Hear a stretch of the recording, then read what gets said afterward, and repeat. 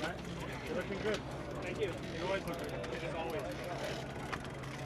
Primoz can get you for sec. Oh, Yeah, it was hot and hot.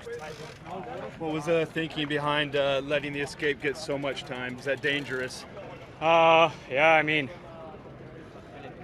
cannot control everything, and like we said yesterday, I mean, yes, yeah, guys still did a crazy nice job. I mean, it was quite tricky with slippery descents and everything, so yeah, happy about it. I don't know the time. Maybe 5 minutes. Is that dangerous for Ben O'Connor?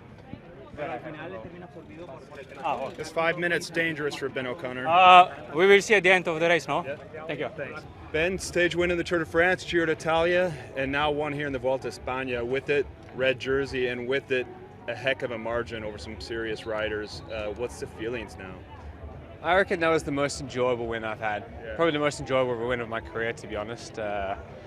Just felt like I was out there on a mission today, and yeah, just to have that feeling all day, complete it like this, and now have the red jersey and lead this race. Yeah, by far the most enjoyable part of my career so far. You made that super escape. It got whittled down to around 13 riders, and then you launched that aggression right around that bonus intermediate sprint, and the gap kept going up and up on this final climb to the GC riders behind. Were you getting updates, and what was your thinking on this final climb? Yeah, when I went, it was kind of like, I was just kind of waiting for the moment because everyone was kind of looking at each other. There wasn't really a ton of a commitment, and it seemed like Bora wanted to give the jersey away, and no one really fought me for the bonus seconds as well. So I was like, all right, well, if people aren't willing to watch me, then I may as well just go long. Knew how technical it was. Also, just like 20 k's before the line, it was crazy. So A lot of riders crashed on it. oh really? I'm not surprised. It was unbelievable how it was just like last. But anyway, I had a pretty aggressive day, and to end up like this is just it's just a bit crazy. Yeah, the talk was, well, maybe if Primoz and the GC guys give him 2 minutes, it's okay, it's safe. Now you have nearly 5 minutes. Do you think they underestimated you, and do you think that was the case already from day one? And what do you say to them? I mean, maybe. I mean, I've been fourth in the Tour, been fourth in the Giro, just gone. So it's not like I do nothing in races. So we'll find out once we get to Cazorla, Granada, and then pretty much every single day after that is a GC battle. So it's an interesting race, and I guess it's been turned a little bit onto a different card to what a lot of people thought, but I think it's going to be good watching from now on. We likened it to the Sepp Kuss move of last year, and I think now that you can enjoy this and go forward, what does this mean for you? You have the team change coming up next year, and you've had this period coming into the Vuelta. Maybe it wasn't exactly what you wanted. What does this victory mean? I think going up into Vuelta, everything's been great. You know, I had a great Giro. I didn't do the Tour because we had a baby at home. I've had some time at home, and then I've come here to finish off the job with Decathlon Leisure Zero, and I think it's fitting to kind of hit your high at this moment, so you can end on good terms. Remember, I'm not leaving the team because I hate it. You know, it's a change that I'm willing to make and want to make. So to have this point in my I guess tenure with Decathlon Leisure Zero, have this moment, then it's it's special. I don't know. I think it was up to the main teams. It was more their problem than ours, for example. But yeah, either way, I think even if every team was chasing, it's so hard to bring a break like that back on this kind of course. Yeah, it makes the Vuelta very open now. Yeah, for sure. I think there's almost every year there's a breakaway like this, where they take a big advantage. So yeah, it was a nice race. Is this similar at all to 2023 and your move? Yeah, absolutely. I mean, a lot of the guys in that break were guys that had lost time earlier, similar to how I was situated last year.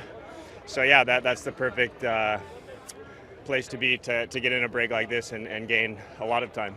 We've done some calculations on the back of a napkin. It's not perfect, but it must be around 5 minutes for Ben O'Connor on the GC guys, namely Primoz. How dangerous is that? Yeah, for sure. I mean, it's going to be really hard to bring that time back because he's a strong rider in the Grand Tours. You said it wasn't up to Visma, but were you surprised that the other teams didn't come to the front earlier and try to help out Red Bull? Yeah, maybe. I mean, I think everybody knows that they're the favorites, and you have to put pressure on them. If you immediately start to help them, then then you're not really. I think playing the best move. So yeah, it's up to them with the race favorite to use their team. But I think for every team they don't want a guy like Ben O'Connor that far up. But hats off to him. Thank you, Sam. Enjoy it. Thank you. I mean, the signs are there that you can win this Vuelta. 5 minutes that's a lot of space to cover. 5 is a lot, but these climbs in the last 2 weeks are pretty ridiculous. So, as I just said before, I don't really care. I'm just going to enjoy. I'm going to hold on to this jersey as long as I can, and hope it's not 42 degrees again, because that wasn't so fun the other day. This is much better. Yeah. But did they underestimate you? I mean, giving a rider who finishes 4th in Giro, 4th in Tour de France, giving him 5 minutes is... Yeah, I guess it's a bit of strange play, but you know what cycling is like. You pull, no you pull, no you pull. And Bora willing to give the jersey away, and I guess the other teams weren't willing to ride. And I guess UAE have got so many good guys, so many guys close on GC, they probably don't want to burn them either. So in the end you have a bit of a stalemate behind, and yeah, I profited the most. What a wonderful feeling that's like. Yeah, it's sweet. I'm a bit lost for words, but I'm just stoked, really, to be fair.